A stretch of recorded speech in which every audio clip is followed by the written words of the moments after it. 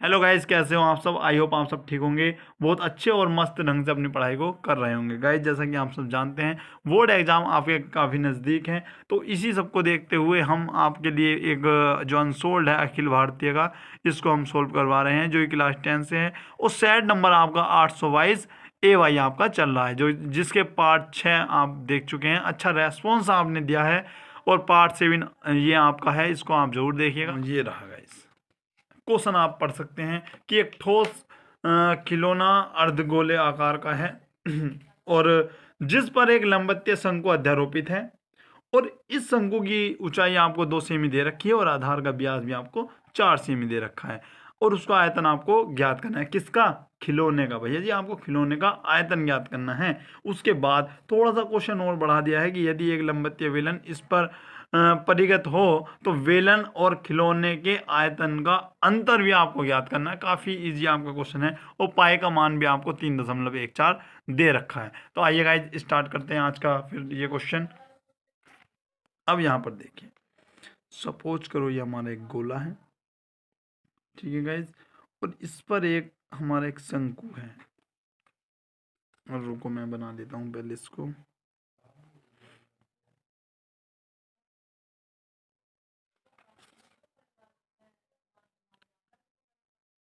यहाँ पर हम इसको बना देते हैं इस प्रकार से। ये है, ठीक है गाइज। अब मैं आपको बता दूं इसमें दिया क्या क्या है, ठीक है। एक खोखले यानी शंकु की ऊंचाई आपको दे रखी है भैया 2 सेमी, तो 2 सेमी तो ये भैया ऊंचाई होगी इसकी। अच्छे से आप इसको समझ लें गाइज, ठीक है। और आधार का व्यास दे रखा है आपको 4 सेमी, यानी 4 सेमी यहाँ से लेके यहाँ तक की दूरी है गाइज। व्यास तो यही होता है ना, ठीक है। अब उसने थोड़ा सा और कुछ बोल दिया है कि भैया अगर इसके पेलन और परिगत, तो मैं आपको ये इस प्रकार से समझाने का प्रयास करता हूँ। बस यही जो आगे को ये क्वेश्चन बढ़ा है, यही इसको स्पेशल बना रहा है, या और ये कहें कि ये इसको हार्ड भी बना रहा है क्वेश्चन को,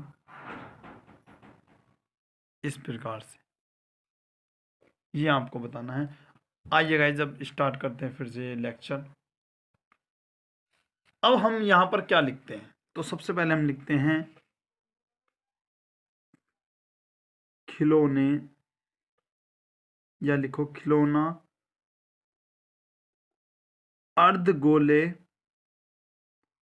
अर्धगोले के ऊपर है, या ऊपर स्थित है लिख दीजिएगा, जो भी आपको अच्छा लगे वो लिखना। आपको स्थित है, या अर्धगोले के ऊपर रखकर बनाया गया है, कुछ भी आप लिख सकते हैं।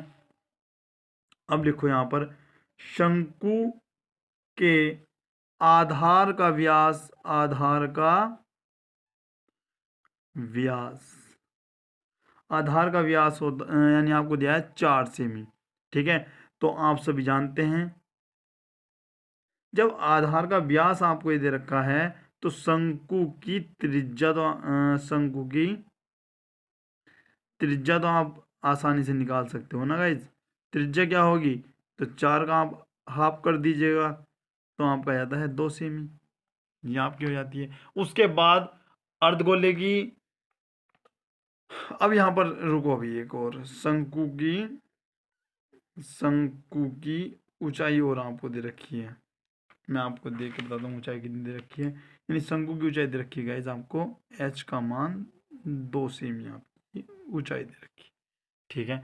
यहाँ तक आपको अच्छे समझ में आ गया क्या? उसके बाद अब आता है गाइज अर्धगोले के बारे में। यदि मैं अर्धगोले की बात करूं, तो अर्धगोले की त्रिज्या, अर्धगोले की त्रिज्या कितनी दे रखी है गाइज आपको, r बराबर 2 सेमी ये दे रखी है। अब हमको क्या करना है, खिलौने का आयतन निकालना है। तो हम क्या लिखते हैं, खिलौने का खिलौने का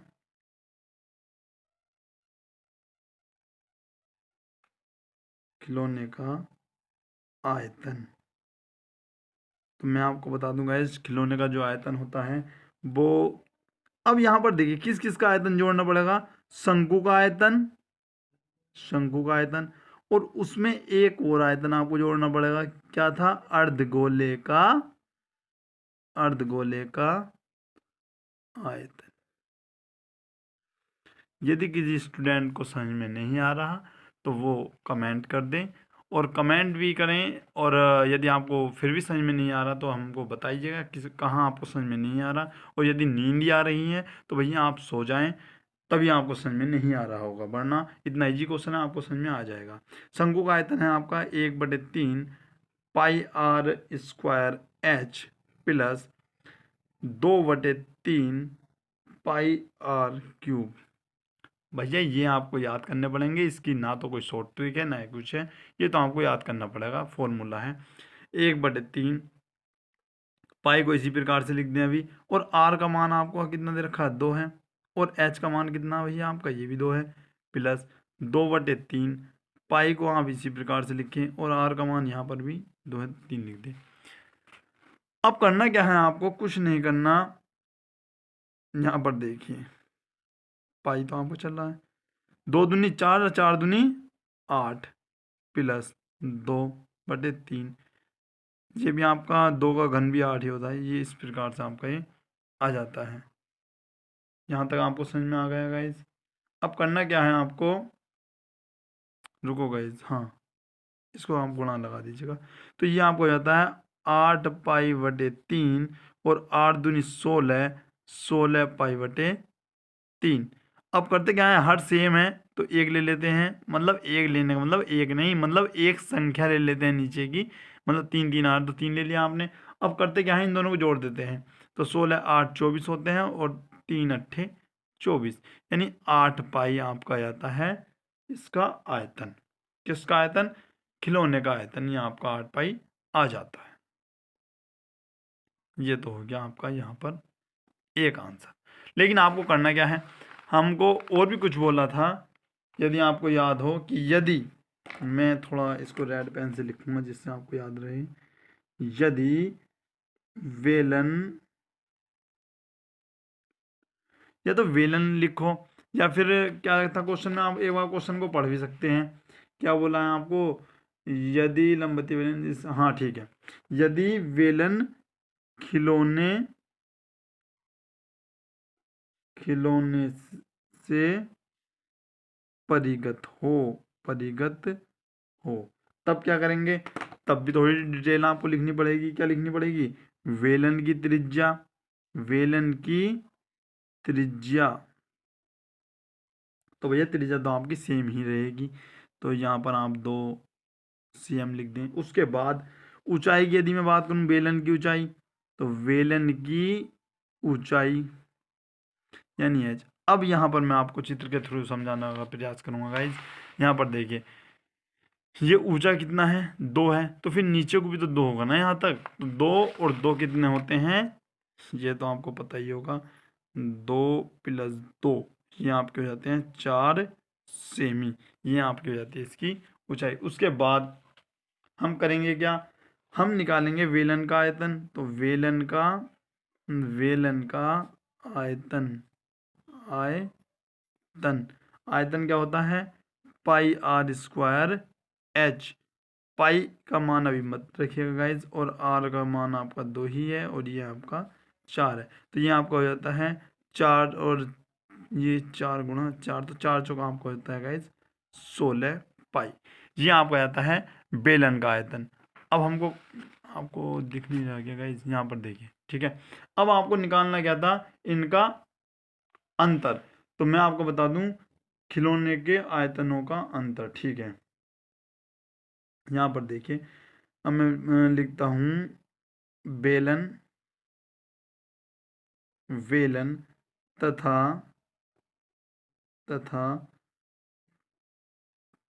खिलौने के आयतनों का अंतर। क्या अंतर होगा इस, आपको करना क्या है, 16 पाई में से ये 8 पाई आपको घटा देने। कौन से, ये आपका खिलौने का आयतन था, ये आपका बेलन का आयतन था, तो बेलन के आयतन में से खिलौने का आयतन घटा दीजिएगा, तो 16 पाई में से जब 8 पाई घटाते हो तो आपका बढ़ जाता है 8 पाई। अब यहाँ पर समझिए, तो 8 पाई का मान 3.14 आपको दे भी रखा है। अब कुछ नहीं करना आपको, इसमें इसकी करनी है आपको गुणा। जब आप इसकी इससे गुणा करते हो तो ये आपका जाता है गाइज 25.12 सेंटीमीटर क्यूब। ये हो जाता है इनके घनों के, नहीं, इन दोनों के आयतनों का अंतर। तो गाइज एक बार इसका भी आप अच्छे से स्क्रीनशॉट ले लें।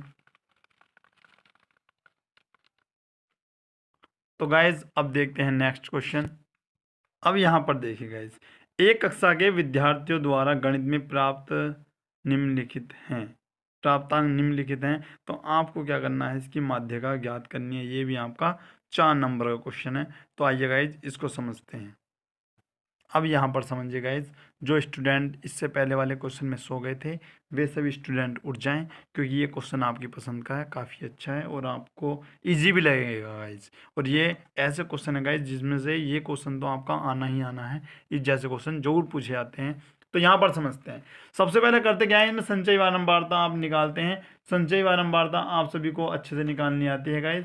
तो यहाँ पर देखिए, सबसे पहले आप क्या क्या करते हैं, इसमें ये 2 हैं तो आप यहाँ पर 2 का 2 ही लिख देते हैं। उसके बाद क्या करते हैं, इसको और इसको जोड़ देते हैं। तो क्या हो जाता है आपका 10 और 2 12 हो जाता है। अब 12 और 12 जोड़ते हैं तो आपका क्या हो जाता है गाइस 24। 24 और 15 होता है आपका 39, और 39 और 13 आपका होता है 52, और 52 और 8 आपका होता है 60, और 60 और 4 आपका हो जाता है 64। ये तो इतना बड़ा क्वेश्चन लग रहा है गाइज, आ नहीं रहा है आपके इसमें। आई होप आपको समझ में आ गया होगा। अब करते क्या है गाइज, हम क्या करते हैं, अब ये जो आपका 64 है तो ये भी आपका 64 ही आएगा। तो इसको आप स्मॉल एन लिखते हैं, क्या है आपका 64। उसके बाद क्या करते हैं, n/2, क्यों, सम संख्या है, यहाँ पर आप लिख सकते हैं सम संख्या है, सम संख्या है। तो भैया n/2 की वैल्यू यानी 64 का आधा 32, तो यहाँ पर आ गया 32वां पद, 32वां पद। अब 32 यहाँ पर आपको कहाँ दिख रहा है, अब मेरी बात यहाँ पर समझिए, ये बहुत जरूरी है। अब हमको 32 कहाँ मिलता है, यहीं तो मिलेगा, यानी 32 इसमें मिलेगा क्योंकि उससे तो ज़्यादा है। तो यहाँ पर हम मान लेते हैं टिक, टिक लगा देते हैं। इससे ऊपर वाले को लिखते हैं CF, और इसके सामने सीधे ये आपका हो जाता है F, और इसके सामने ये L2 और ये L1। आपको समझ में आ गया होगा गाइज। तो यहाँ पर मैं आपको बता देता हूँ अब कि भैया हमारा जो CF आया है वो आया है आपका 24, F जो आया है आपका आया है 15, और L1 आपका आया है 30, और L2 क्या आया आपका 40। और यहीं से यदि मैं आपको बताऊं कि भैया H का मान क्या होगा, तो H का मान होगा 40 - 30 बराबर 10 का अंतर। ये आपका हो जाता है। अब हमको निकालना क्या है, निकालना हमको माध्यिका है, माध्यिका। अब भैया आपको फॉर्मूला याद होगा तो इससे आगे को सवाल होगा नहीं, मैं तो कर दूंगा, आपकी बात बता रहा हूँ मैं। यानी आपके फॉर्मूला याद होगा तो आप इसको सवाल को आगे को कर सकते हो, वरना आपसे नहीं होगा। मेरे को आता है तो मैं यहाँ पर लिख देता हूँ n/2 - CF गुणा H/F। ये है, आप भी अपना मिला ले, क्या यही आया है क्या आपका। तो ये आपका 30 है, ये आपका 32 है, और CF कितना आपका 24 है, और H का मान कितना भैया 10, और ये आपका है 15, 15 ही तो है, ठीक है। 5 या 15, 5 दूनी 10, यहाँ पर आप समझ सकते हैं। और 30 प्लस ये कितने बच जाते हैं आपके 8, 8 बच जाते हैं, गुणा 2/3। तो ये आपको हो जाते हैं 30 + 16/3। इस प्रकार से अब करते क्या हैं आप, इसको लिख सकते हैं जिसके नीचे कुछ नहीं उसके नीचे 1, 30 या 90 + 16/30।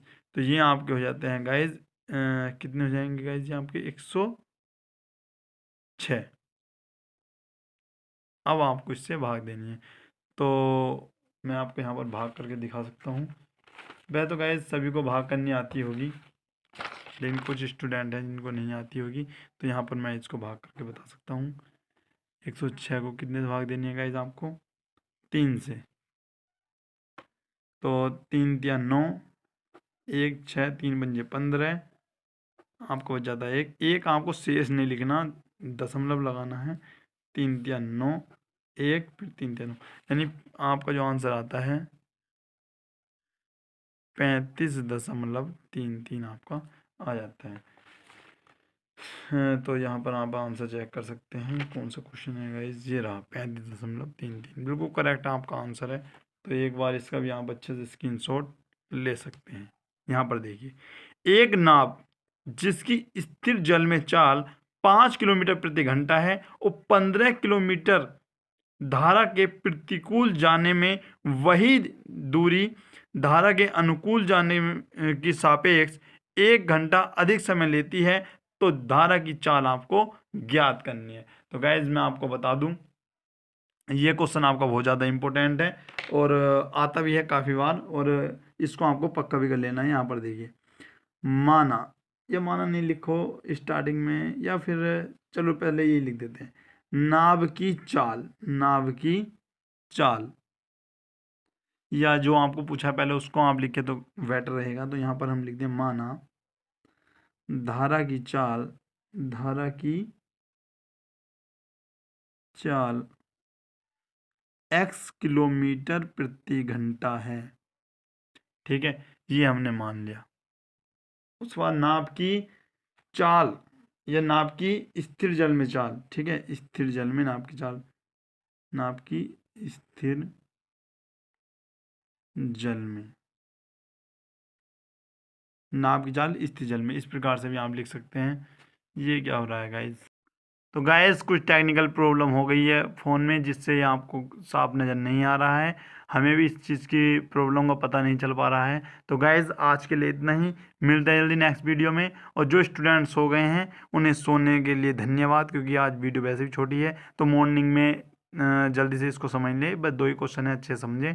तो गाइस आज के लिए इतना ही। यदि कोई चैनल पर न्यू स्टूडेंट है तो वो चैनल को सब्सक्राइब भी कर ले और अपने दोस्तों के साथ इसको वीडियो को शेयर भी कर दें।